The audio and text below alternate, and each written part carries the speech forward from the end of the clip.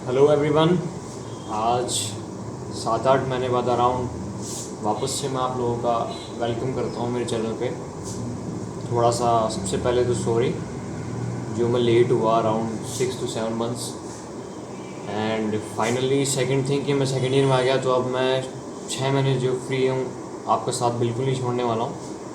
तो हम वापस से एक लेवल पे स्टार्ट करेंगे जहाँ से हमने छोड़ा था। जैसे मैं पहले बता चुका हूँ कि मैंने अपने वीडियोज़ के अंदर बायोलॉजी और फिजिक्स के बारे में पहले डिस्कशन कर लिया था, लाइक कैसे आपको प्रिपरेशन करनी है, थोड़ा सा आपको ब्रीफ ओवरव्यू दे दिया था। तो आज की वीडियो का जो मेरा मोटो है, जिसका आप सब लोगों को इंतज़ार भी था कि केमिस्ट्री की वीडियो वो कब आएंगी, वो आज डिस्कस करने जाऊँगा। जो भी केमिस्ट्री के बारे में जो भी हमारे फंडा था या फिर जो मेरी स्ट्रेटजी थी या फिर जैसे मैंने थोड़ा डिस्कस किया था उसको कंटिन्यू करूँगा। एंड अब से जो मोटो रहेगा वो ये रहेगा कि पर वीक 1 या 2 वीडियोस में कंटिन्यूसली अपलोड करूँगा आपके चैप्टर एनालिसिस पे बेसिस, आपके नीड के बेसिस पे कि कौन सा टॉपिक ज़्यादा इंपॉर्टेंट है कौन सा नहीं है। एंड प्लस कुछ टॉपिक्स जो इंपॉर्टेंट होंगे एग्ज़ाम के पॉइंट ऑफ व्यू से मैं उन्हें आपको बताऊँगा अभी एज ए टीचिंग मान लीजिए या फिर कुछ भी, जैसा मैं उसको कंटिन्यू करूँगा। मैं आपको अपनी लिंक सेंड कर दूँगा जिसके अंदर मेरे नोट्स भी इंक्लूड होंगे, प्लस उसके अंदर कुछ कंसेप्चुअल क्वेश्चंस भी आपके लिए प्रैक्टिस के लिए मैं एक्सरसाइज चालू करूँगा। तो ये डिफरेंट मोटो हैं। तो जो लोग सबसे पहले तो कॉलेज जा चुके हैं, जिनका सिलेक्शन हो चुका है, मेरे पास कई लोगों के मैसेज आए, जो कुछ लोग अभी RUHS हैं, कुछ लोग BMS में BHMS में हैं, कुछ MBBS में हैं। उन सबको सबसे पहले तो कॉन्ग्रेचुलेशंस अपनी अपनी जगह पहुंचने के लिए। और जो लोग अभी कोचिंग कर रहे हैं उनके लिए बेस्ट ऑफ लक। बढ़िया पढ़ाई करिए, अपनी कंटिन्यू कैरी ऑन करिए एंड जल्दी ही आपको अपनी मेहनत का रिजल्ट मिल जाएगा। सो आज हम डिस्कस करते हैं थोड़ा केमिस्ट्री के बारे में। देखो, केमिस्ट्री का फंडा फिक्स है, वही 50 क्वेश्चन आने हैं 15-15 के हिसाब से। अगर हम डिवाइड कर दें 3 सब्जेक्ट में, एक तो इनऑर्गेनिक, एक ऑर्गेनिक और एक फिजिकल, अगर हम 3 में डिवाइड करते तो अप्रॉक्स 15-15 क्वेश्चन का वेटेज रहता है। बट कभी कभी ऊपर नीचे हो जाता है, वो एक बात अलग है। तो हम थोड़ा डिस्कस करना चालू करेंगे। सबसे पहले हम इनऑर्गेनिक को लेंगे। इनऑर्गेनिक पढ़ने का सबसे बेस्ट फंडा है कि आप सबसे पहले उसके वेटेज वाले चैप्टर को देखिए जिसका सबसे ज़्यादा वेटेज है। फॉर एग्जांपल इनऑर्गेनिक के अंदर जो सबसे ज़्यादा वेटेज वाला चैप्टर है वो है केमिकल बॉन्डिंग। अगर आपको केमिकल बॉन्डिंग आती है तो आपको SPDF के कई फंडामेंटल्स क्लियर हो जाएंगे। अगर आपको केमिकल बॉन्डिंग पेरियोडिसिटी के कुछ बेसिक्स पता हैं तो आप वहाँ भी अप्रोच कर पाएंगे इजीली। और अगर मैं देखूँ कि रिसेंटली जो ईयर्स में वेटेज रहा है केमिकल बॉन्डिंग का, वो 3 से 4 क्वेश्चन पर ईयर रहा है। तो केमिकल बॉन्डिंग वैसे भी आपके लिए बहुत इंपॉर्टेंट है। केमिकल बॉन्डिंग को आप बहुत अच्छे से करिए। उसके बाद में आते हैं हम SPDF, जो इनसे लिंक है। कई लोगों के डाउट रहते हैं कि सर हम SPDF कैसे पढ़ें, SPDF समझ में नहीं आ रहा, हमारे मॉड्यूल से करें, NCERT से करें, क्या करें क्या ना करें। देखो, सिंपल सा कॉन्सेप्ट है। जो S, D और F है, ये 3 जो चैप्टर्स हैं, इनको अगर आप अपने मॉड्यूल से या NCERT से करेंगे तो कोई फ़र्क नहीं पड़ना, क्योंकि 2-2 3-3 पेज के चैप्टर्स हैं, आप इजीली हो जाएंगे। रही बात P की, तो P वाले में आपको क्या करना है, कुछ चीज़ें लिंक करनी है अपने केमिकल बॉन्डिंग से। उसके अंदर कई कॉन्सेप्ट आपके क्लियर हो जाएंगे, चाहे आपके हाइब्रिडाइजेशन स्टेट से रहे, चाहे रिडक्शन रहे, चाहे ऑक्सीडेशन रहे, या कोई भी चीज़ रही, वो आपकी पेरियोडिसिटी से इनसे लिंक हो जाएगी। प्लस इसमें कुछ स्पेशल पॉइंट्स रखे हैं, उन्हें आपको NCERT से कवर करना है। बात रही D और F की। D और F ऐसे चैप्टर्स हैं और इनकी खासियत पता नहीं क्या है कि AIPMT इनमें रिपीटेड क्वेश्चन डालती है। चाहे आप खुद एनालिसिस करके देखना, कुछ फिक्स क्वेश्चन है और इर्द गिर्द वहाँ से घूम के सब चीज़ें आती रहेंगी। तो D और F को आप NCERT से करो, प्लस जो प्रीवियस ईयर क्वेश्चन पेपर्स हैं उनको अच्छे से करो, तो आपका D और F इजीली हो जाएगा। D और F के अंदर सबसे मेन इंपॉर्टेंट जो थिंग है आपको करनी है वो ये है कि कुछ क्वेश्चन होते हैं ना, which of the following is correct और नॉट करेक्ट। D और F में कुछ ऐसे पर्टिकुलर स्टेटमेंट्स दे रखे हैं, उन बेसिस पे ज़्यादा तैयार करना आपको D, F और S, ये 3। क्योंकि अगर कोई रिएक्शन बेस्ड क्वेश्चन आया, कोई ऑक्सीडेशन रिडक्शन बेस्ड क्वेश्चन आया तो वो आएगा P से। बट जो which of the following is correct statement wise question आए वो आएंगे S, D और F से। तो ये चीज़ ध्यान रखनी है आपको। सेकेंड थिंग, इनऑर्गेनिक के अंदर सबसे ज़्यादा वेटेज वाला चैप्टर है या जहाँ से नंबर आप और उठा सकते हैं वो है कोऑर्डिनेशन कंपाउंड। कोऑर्डिनेशन कंपाउंड को आप बहुत अच्छे से करना, उसके अंदर सब चीज़ें निकालना, हाइब्रिडेशन वगैरह, MOT की जैसी चीज़ें दे रखी हैं, कई चीज़ें लिंक कर रखी हैं, कहीं का आइसोमेरिज्म वाला क्वेश्चन दे रखे हैं, तो वो फिक्स टाइप के क्वेश्चन है 3-4, उनके अलावा कहीं बाहर से नहीं जाता है। तो आप एक कोऑर्डिनेशन कंपाउंड को अच्छा करें। पहला जो टारगेट है वो यही रहेगा आपका, केमिकल बॉन्डिंग और कोऑर्डिनेशन कंपाउंड। ये 2 चैप्टर अगर आपके अच्छे हो गए तो आप मैक्सिमम वेटेज जो है या फिर मैक्सिमम जो नंबर स्कोर कर पाएंगे इनऑर्गेनिक के अंदर। तो इनऑर्गेनिक के कुछ जो चैप्टर्स थे जो इंपॉर्टेंट है वो यही हैं, बाकी सब लोग आप इजीली कर पाएंगे। बात करते हैं फिजिकल की। फिजिकल केमिस्ट्री में आपको करने के लिए देखो सबसे बेस्ट फंडा है, जैसे अगर कंपेयर करूँ मैं फिजिक्स होती है, फिजिक्स में एक चैप्टर में ही कम से कम 10 या 15 फॉर्मूले होते हैं, उन 10-15 फॉर्मूलों पे ही एक फॉर्मूले पे ही कम से कम 4 या 5 टाइप के बेस्ड क्वेश्चंस होते हैं। तो हमारे लिए एक तरह से देखा जाए तो एक चैप्टर से ही बहुत टाइप के क्वेश्चन बन जाते हैं, तो हम कर नहीं पाते। फिजिक्स में ये फंडा आता है, बट फिजिकल में इसका रिवर्स होता है। फिजिकल में क्या है, जितने भी चैप्टर्स उनके मिला के ही 10-15 फॉर्मूले हैं, उससे ज़्यादा नहीं बनते, एक पे बेस्ड हैं या एक से लिंक है, और उन हर एक फॉर्मूले पे 2 या 3 टाइप के फिक्स क्वेश्चन है। आप खुद AIPMD का प्रीवियस ईयर क्वेश्चन पेपर्स उठा के देखोगे, खुद एनालिसिस करना कि हर एक या 2 क्वेश्चन सेम है, वो हर 2-3 साल में रिपीट हुए हैं, या फिर एक ही फॉर्मूले पे बेस्ड बार बार क्वेश्चन आए, तो उनका ध्यान रखना और उन्हें ही करना है, और चीज़ें नहीं करनी है। बस आप मैक्सिमम टाइप के क्वेश्चन निकाल लो, प्रीवियस ईयर के निकाल लो, आपकी फिजिकल भी बनने लग जाएगी। फिजिकल केमिस्ट्री में जो हार्ड चैप्टर बनते हैं कि थर्मोडायनेमिक्स एक आयन इक्विलिब्रियम, आयन इक्विलिब्रियम में हर बार सेम कॉन्सेप्ट है, गिने चुने गिनती के क्वेश्चन बनते हैं। थर्मोडायनेमिक्स के क्वेश्चन बनता है वो एक, आयनिक के बनते हैं 2।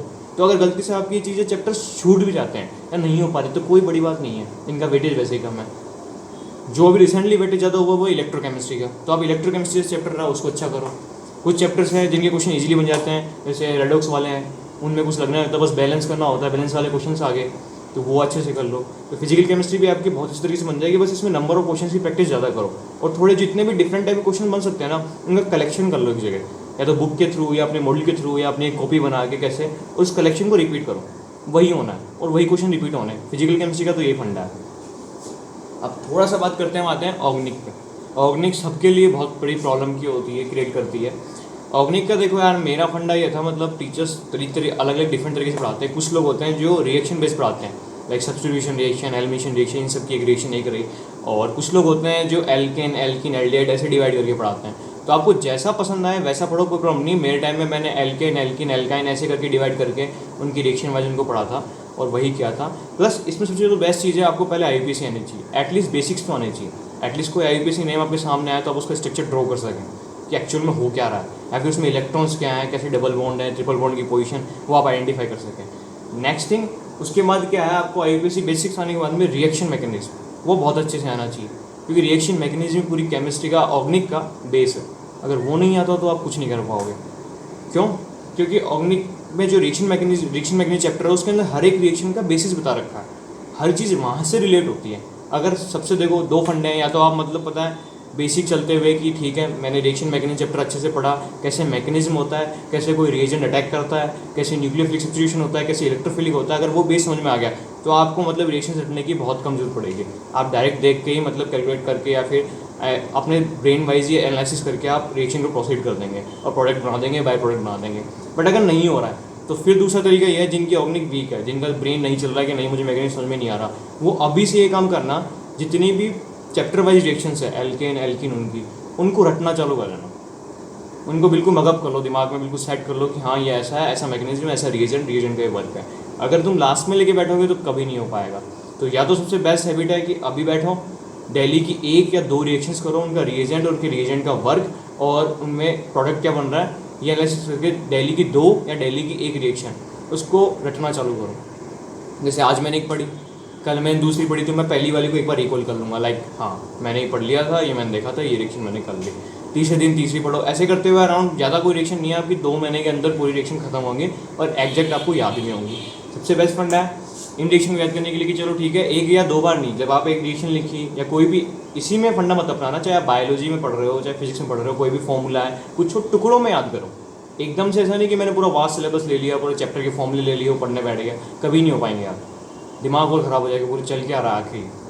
तो क्या करना, कुछ टुकड़ों में एनालिसिस करना, आपको 1-2 क्वेश्चन उठाने, 1-2 फॉर्मूले उठाने हैं या 1-2 रिएक्शंस उठानी है, छोटी सी एक स्लिप लेनी है या एक छोटी सी डायरी बनानी है, उस डायरी में वो चीज़ लिखनी है और अपनी पॉकेट में ऑलवेज रखनी है। फॉर एग्जांपल जैसे आप अपने रूम से बाहर निकले, ठीक है आपका ब्रेकफास्ट का टाइम हुआ, आपने देख ली रिएक्शन जाते जाते रास्ते में देख ली, आए वापस से अपना बैग पैक किया, कोचिंग लिए निकल रहे हैं, तो जो आपका 10 मिनट का रास्ता है या फिर जा रहे हैं या क्लास में बैठ रहे हैं, तो आपने एक बार उसको निकाल के रिएक्शन को या फॉर्मूले को देख लिया, फिर क्लास हुई 15 मिनट का ब्रेक लगा, फिर आपने देख लिया, फिर आप वापस से आए लंच करने के लिए तो आपने देख लिया, फिर थोड़ा रेस्ट करने से पहले देख लिया, उठे तो 2 मिनट देख लिया आपने।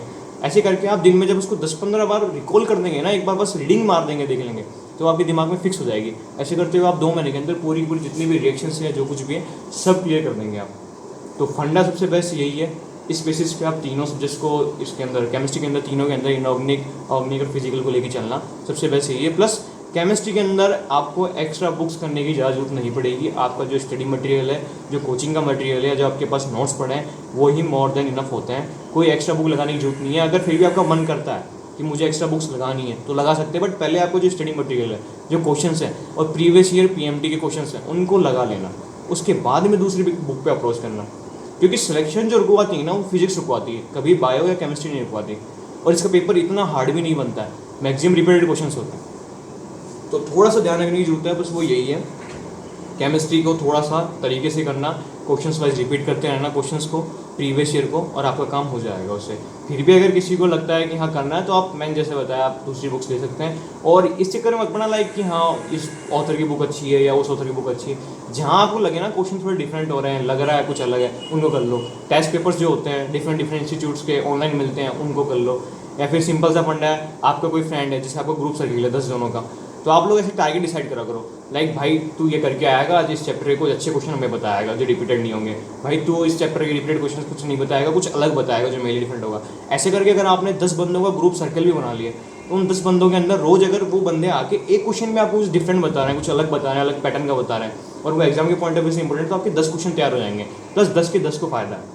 तो ये चीज़ें थोड़ा सा अपने अंदर इनबिल्ड करना, ये बेटर है। अगर कोई जैसे कोई बंदा बुक लेके आया, ठीक है, एक बंदे ने कोई बुक ले ली किसी एक ऑथर की, एक दूसरे ने किसी दूसरे ऑथर की ले ली, तीसरे ऑथर की ले ली, तो एक बंदा क्या होता है, जैसे आप अपने बैच में बैठे हैं, सबका लेवल IQ लेवल जिस स्टेट पे हो, जिस पेज में हो, आप सबका बराबर ही होता है, लमसम थोड़ा बहुत ऊपर नीचे होता है, सबका वही है। अगर आपका पड़ोसी जिस क्वेश्चन में अटका है, ऑब्वियस सी बात है कि आप भी उसी क्वेश्चन में अटकोगे। कुछ क्वेश्चन होंगे एक दो जिनका अलग होगा कि हाँ भाई बंदे का IQ लेवल अच्छा है तो उसने कर लिया। तो क्या करना है, सिंपल सा फ्रेंड्स बनाओ अपने ज़्यादा से ज़्यादा IQ लेवल वालों को, उनकी जो बुक्स हैं उनको आराम से भाले जाओ, पार्टी शार्टी कराओ, समोसे कचौरी खिलाओ, पेटीज खिलाओ। उसके बाद में उनकी बुक्स लो, उनकी बुक्स में जो टिक मार्क लगे हुए क्वेश्चन है ना, जहाँ वो अटके हैं, जहाँ उन्होंने स्टार में लगा रखे हैं, सिर्फ उन्हें ही रिपीट कर लो, आपके लिए मोर देन सफिशिएंट है। क्योंकि आप भी अगर पूरी बुक लगाओगे ना तो वहीं अटकोगे, तो वो चीज़ कर लो। ऐसे करके आपको फायदा होगा। या फिर इस हैबिट को ऐसे कर लो कि आपका जो ग्रुप सर्किल है 3-4, वो डिफरेंट ऑथर की बुक ले लो, वो अपनी बुक्स लगाओ, जहाँ उनको लगता है अच्छा क्वेश्चन, ऐसे टिक लगा लिए अपन ने, और उस बुक्स को शेयर करते रहो। इससे फायदे क्या है, प्लस एक टाइम पे आप एक बुक के पीछे नहीं रहोगे, एक टाइम पे आपकी मोर देन 1 बुक्स हो जाएंगी। सेकंड थिंग, आपको डाउट्स के लिए इधर उधर भागना नहीं पड़ेगा, क्योंकि हर बंदा उस बुक्स को निकाल रखा है, तो कहाँ ना कहाँ आप डाउट सॉल्व करोगे या कहाँ ना कहाँ आइडेंटिफाई करोगे।